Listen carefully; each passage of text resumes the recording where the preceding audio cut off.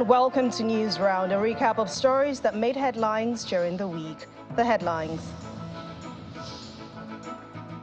ECOWAS Chairman, President Bola Ahmed Tinubu, the regional body is open to all options that will restore peace and democracy in Niger Republic.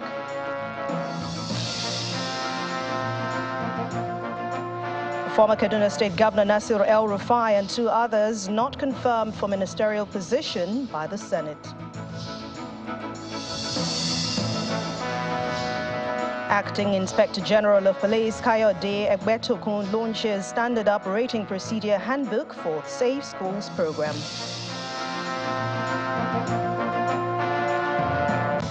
Plus, over 60 people die in wildfires in Hawaiian island of Maui.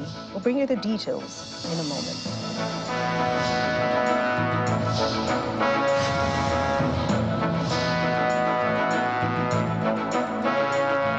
Welcome, I'm Anne Mwawado. News Round begins with the issues in Niger. And leaders of the Economic Community of West African States, ECOWAS, do not seem to be mincing words on their stance and efforts to restore democratic order in Niger Republic. Well, according to them, no option is taking off the table in resolving the political crisis there, and that includes the use of force.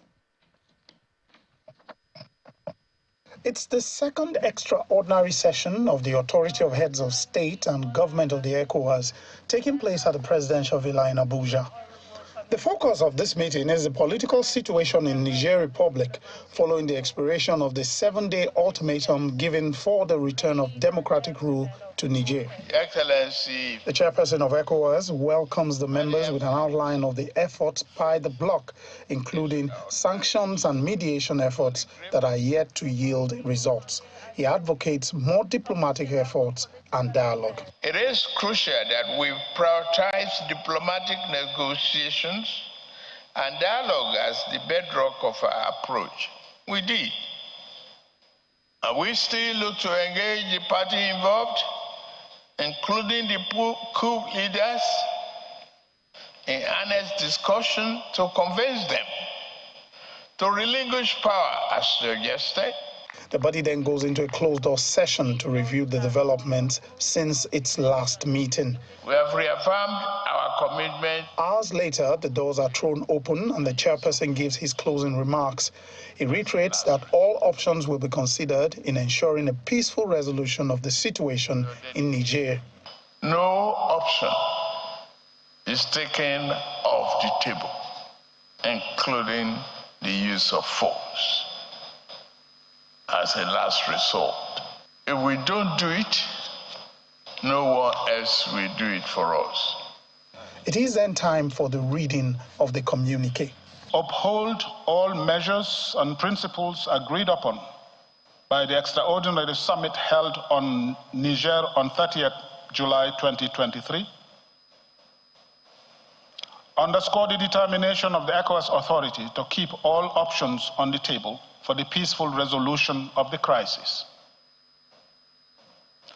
Enforce all measures, in particular border closures and strict travel bans and assets freeze, on all persons or groups of individuals whose actions hinder all peaceful efforts aimed at ensuring the smooth and complete restoration of constitutional order.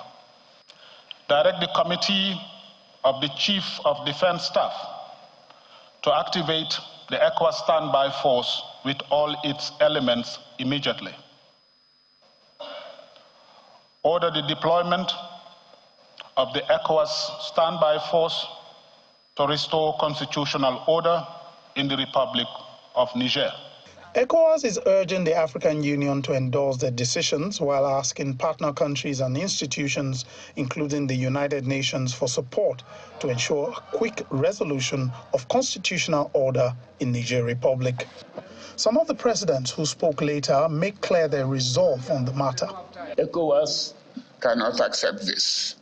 This is not a matter of Nigeria against Niger, not at all. The decision that we have made today, and I hope it will be implemented immediately, is a decision of ECOWAS. All the head of states think that we have tried dialogue with the Putsch of Niger. I personally consider this as a terrorist act, and we cannot let this continue. We have to act. The position of Côte d'Ivoire, which has been endorsed by all of the head of states, and that we have been able to tell these putschists that their place is in the barracks. Well, if we had made mistakes in the past, we should try to correct it now. There is always a time to get started. I think it was a mistake not to have taken action previously, but now that we are together on this, we should take action to make sure that it does not continue. It's the end of the second extraordinary session on the political situation in the Republic of Niger, and it's now time to see if this set of resolutions will bring the much-needed stability and the return of democracy to that country. From the presidential villa, Lanre Lasisi, Channels Television News. And now to the National Assembly, where melodrama unfolded during the screening of the last ministerial nominee, Mr. Festus Kiamo. The Senate, however, confirmed 45 out of the 48 nominees sent to the upper chamber by the president. The 3 nominees now confirmed, not confirmed, are former Kaduna State Governor Nasir El-Rufai, Mrs. Stella Okotate from Delta State, and Abubakar Danladi from Taraba State. Out of the mouth of 2 or 3. For 6 non-consecutive days, we have watched ministerial nominees mount this lectern and present themselves to be screened by the Senate. We saw nominees take a bow and exit the stage. Some called to task over discrepancies in academic qualifications and controversial comments and tweets. A nominee overcome with emotions mid-presentation and the nomination withdrawn. But we never saw the Senate go into a rowdy session during the screening exercise until Monday, when the former Minister of State for Labor, Mr. Festus Kiamo, was before the upper chamber. Mr. Kiamo is the last of 48 nominees to be screened and confidently informs the Senate how he had spent the last 30 years using the instrumentality of the law to advance the cause of democracy and strengthen the powers of the Senate. I felt that if I looked at all the provisions of the law, and I felt the military had to bow to this Senate, had to subject itself to the authority of the Senate. And so on my own, I wrote then to the Senate President, Senator David Mark, I wrote to the then Attorney General Andwaka, I wrote to all of them that, look, this procedure is not right. The military must come here for confirmation before they assume, their duties. My order is anchored on Section 88 of the Constitution. Trouble begins for Mr. Kiamo when the Deputy Minority Leader, Senator Darlington Nwokocha, draws the attention of the Senate to events in 2020 when Mr. Kiamo held sway as the Minister of State for Labor as regards the 52 billion naira public works program. Senator Nwokocha recalls how Mr. Kiamo at the time denied lawmakers the opportunity to oversight the program. What we are talking about is a 52 billion naira appropriation, and the right of appropriation resides on the legislature. That is our right. And I know quite well that the right of oversight resides on us, because we have to hold you accountable for whatever thing we appropriate to you. It is our right. And when he was invited, he expressly told us, to the public, that we want to hijack his role. That we want to blackmail us, that we are corrupt, that we want to hijack his role. Senator Ainaya Abaribe quickly seconds the motion that Mr. Kiamo's ministerial screening be suspended. Both the House of Representatives and the Senate, that I do support that this nominee should be stepped down pending when he decides that the National Assembly has that right to inquire into the workings of a minister and his ministry. I so second. At this point, Mr. Kiamo's screening effectively divides the Senate, with some senators calling for a division. Distinguished senator, take your seats, please. The Senate Majority Leader calls for an executive session in an attempt to bring order to proceedings. Mr. President, and very, very distinguished senators of the Federal Republic of Nigeria, may I at this time move that we dissolve into an executive session to be able to iron out some issues. Nearly 2 hours later, the session ends. A sober-looking Kiamo is once again on the stage. The apology is without reservation at all. I apologize. The only two things I just need to say before I go, because we are before the world, one or two things. One is that regarding that program, because once Nigerians hear a figure, their ears go up. Hey, one big figure has been mentioned. No. Regarding that program, every single payment, and I insisted to the past president that it must come from the central bank directly to the accounts of the people who were nominated to receive those funds. And like I said, I'm sorry for that misunderstanding.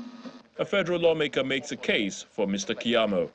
Now that he's apologized before the National Assembly, including myself, because I also have a question that I should ask. But now that I apologize, I want to appeal to the General House and the Senate under the leadership of Mr. Chairman, who the Senate President, that I am moving a motion for him to take the leave of the Senate and to go and not to sin again.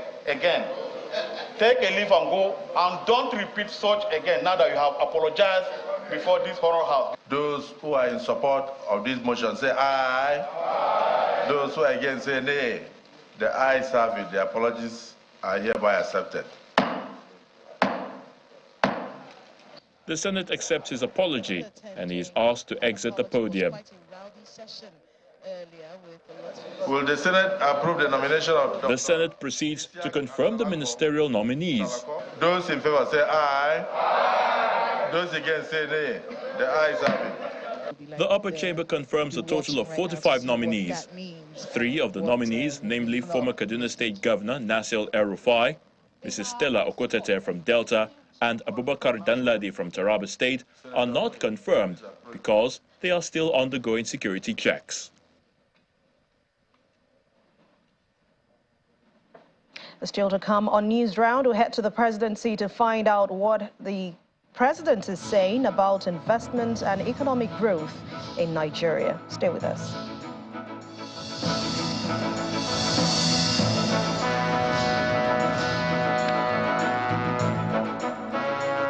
Welcome back. The presidency to that place now where the president has now vowed to address all issues impeding investment and economic growth in Nigeria and break the vicious cycle of borrowing to service debt. President Bola Ahmed Tinubu stated this while inaugurating the Presidential Committee on Fiscal Policy and Tax Reforms with a plan to achieve 18% tax to GDP ratio within the next 3 years. There is a popular phrase in Nigeria right now. Let be poor, breathe. This ceremony is in the bid to make that happen. It is the inauguration ceremony of the Presidential Committee on Fiscal Policy and Tax Reforms. Highlighting the need for revenue as government works to discharge its responsibilities to its citizens, the president emphasized the need for a sound fiscal policy environment and a fit-to-purpose tax system. Our target is to improve Nigeria's revenue profile while making the business environment more conducive and internationally competitive. Our aim is to transform the tax system to support sustainable development, while at the same time achieving a minimum of 18% tax to GDP ratio within the next 3 years.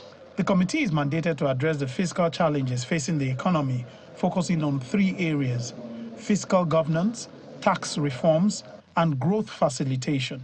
We cannot continue to tax poverty when we should be promoting prosperity.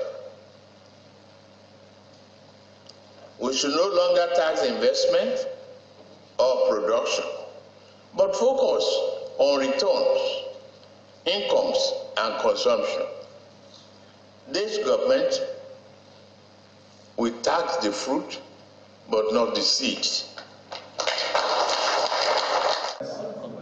Speaking with journalists afterwards, the chairman of the Presidential Committee said the mandate of the committee will include reforms across the 3 tiers of government. That fiscal governance also says we have to ensure we have coordination in terms of within the federal government itself, and also horizontally or vertically, I should say, with sub-nationals, particularly state, but also local government.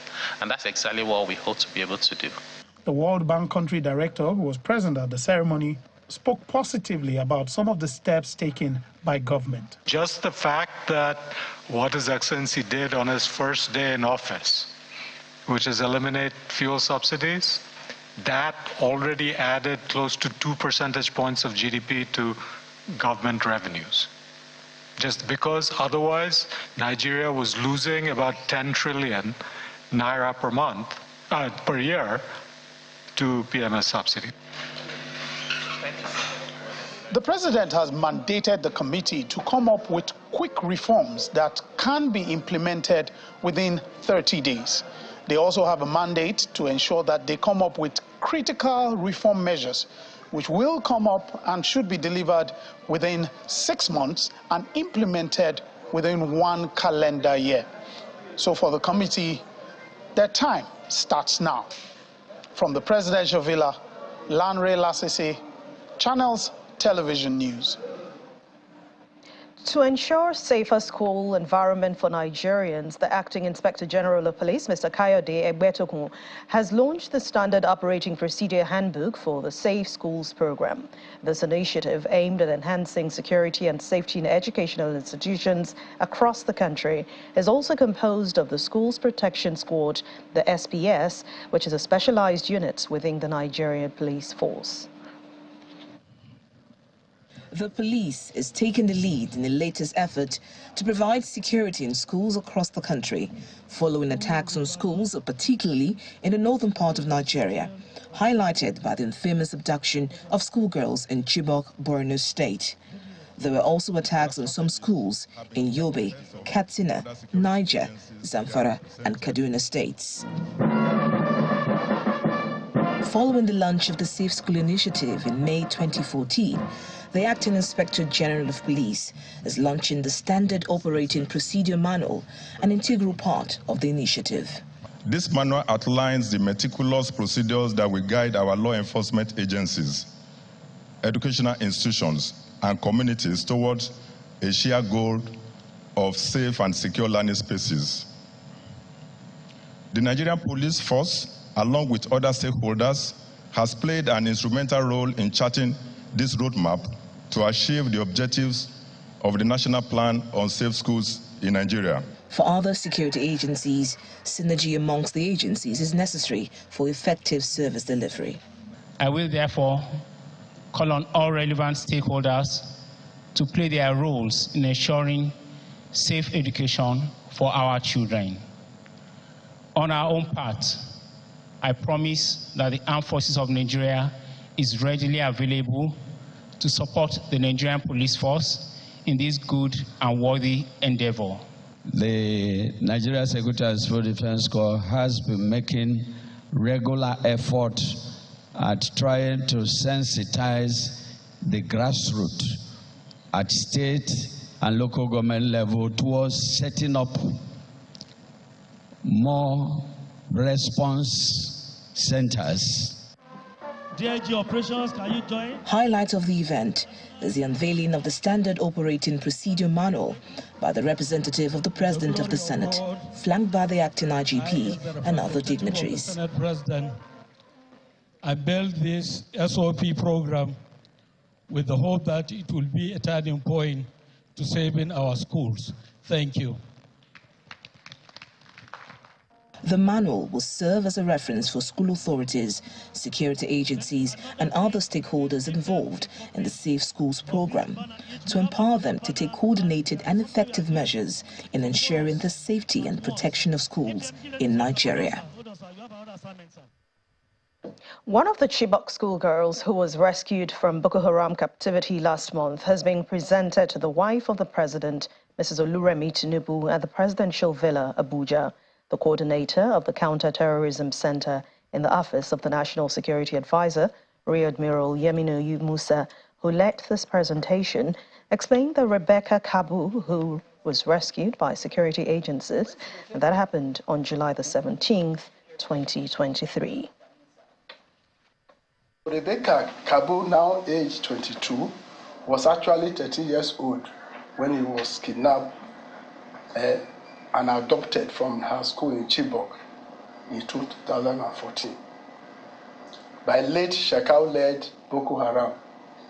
She was rescued and repatriated from Cameroon on the 17th of July 2023 and has completed intensive medical screening and psychological evaluation over the past 2 weeks by a team of medical and psychological experts between the Office of National Security Advisor and the National Intelligence Agencies. Your Excellency, Rebecca has been found to be in good health and is psychologically stable. The next step is to hand over her to the Borno State Governor for onward reunification with her family, currently living in Uzalam village in Chibok, local government area of Borno State. Subsequently, the Office of the National Security Advisor will follow up and present her case alongside 15 others that were recently also rescued, awaiting federal government support in the areas of educational sponsorship. Meanwhile, Mrs. Tinubu promised to ensure that Rebecca is well taken care of and then to enable her return to school to continue with her education. Rebecca will be our own first, comeback story and returnee, and which will say she's our own first fruit. So she's a case I'm quite interested in, to see that, she can go back to school, at her own pace. And we were talking with the Rear Admiral this morning about the cases of alternative high school, where girls like her, she's about 22 years old, where girls like her can go back to school at their own pace, learn, because education is very key for her. Because if we, at our age, who do we leave all this legacy back to? They are the ones. And if she doesn't have the right tools for the marketplace, how will she be able to understand the inheritance given to her? Because whatever the parents bequeath on their children is their inheritance. How will she be able to manage it? So we just pray and continue to pray that all our children that are left, they can come back home. And we are also expecting them. We are waiting in earnest that they will return. And we pray that, all of them that, they might be watching, that we have not given up, for them returning. I know you have another journey to make today, and we can only wish her well, that when she goes home to her parents, that I know they will be so glad, no matter how. And maybe from, being reunited with her parents, she too will begin to remember, because it's very, very important for her to remember who she is, not, and it will start from her yesterday to now, and that's the way she can heal. But I believe that there might be a case of amnesia if she says she can't remember English anymore. So, and we wish you all the very best, and thank you so much for the great job you are all doing. A news round ends with the wildfires that exploded on Tuesday night on the island of Maui, killing over 70 people and thousands of others displaced. The wildfires, fanned by winds from a faraway hurricane, devastated much of the resort city of Lahaina on Maui, and the firefighters have been trying to contain the fires in several areas there, including the historic town of Lahaina, which has been utterly devastated. Multiple neighborhoods were burned to the ground as the western side of the island was nearly cut off, with only one highway open and thousands of people evacuated. Officials told of widespread devastation in Lahaina, its harbor, and even the surrounding areas. Hurricane Doha has been blamed for the intensity of the fire as it fanned the flames across the state.